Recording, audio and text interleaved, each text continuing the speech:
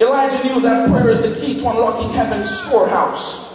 Elijah knew that prayer was the power behind bold words he spoke to Ahab at the bottom of the mountain.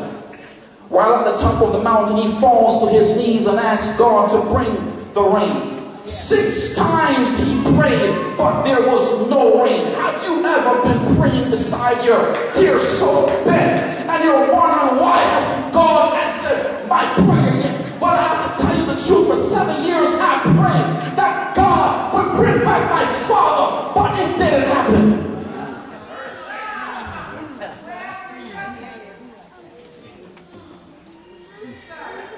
Elijah might have been saying to himself while he was praying, Elijah might have been saying to himself, I remember the experience of Jacob. Man, he might have been saying to God, I know you promised rain because I remember you blessed Jacob. Jacob told you, I'm not letting go till you bless me. Elijah might have been saying to God, I'm not going to stop praying till you send rain. On the 7th time, Elijah's servant said, a cloud as small as a man's hand is rising from the sea. Elijah is prepared in faith and has taken a praying position on top of the mountain, and he saw the glory of God. We have a lot to learn from the Australian dingo. Have you ever heard about the Australian dingo?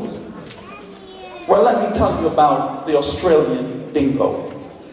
The Australian dingo is a wild dog that roams the semi-arid region of Australia.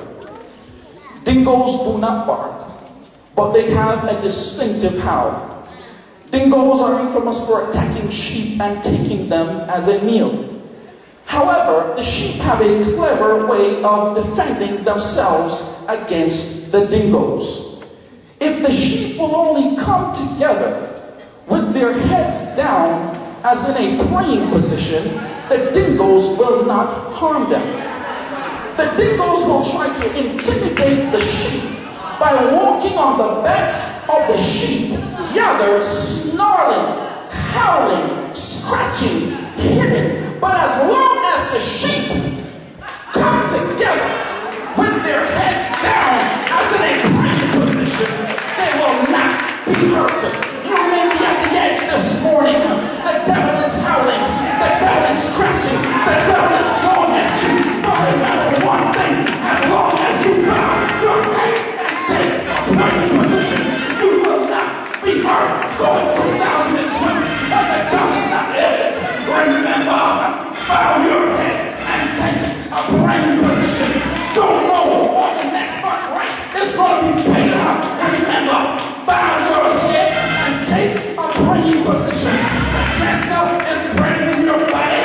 Just remember, bow your head and take a praying position. Your child is outside the church. Just bow your head and take a praying position.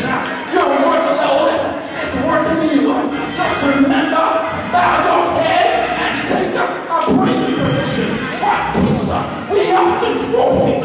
Oh, because we do not carry everything to God in prayer. What illness may we bear? What pain we often experience? All because we do not carry everything to God in prayer.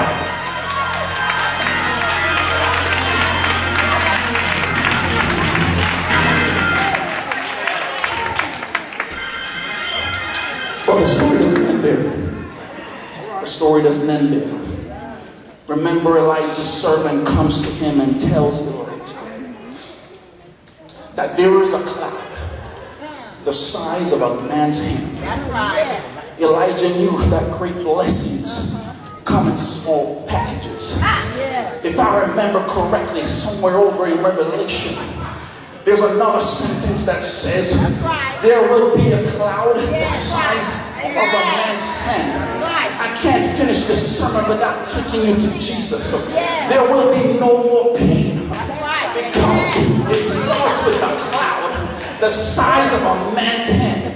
There will be no more sorrow because it starts with a cloud the size of a man's hand. There will be no more death because it starts with a cloud the size of a man's hand. I got a father I'm going to see because it starts with a cloud the size of a man's hand. Jesus is coming again because it starts with a cloud the size of a man's hand. I'm going to see Jesus. I said Jesus. I said Jesus because it starts with a cloud the size of a man's hand. So remember, prepare and take a praying position.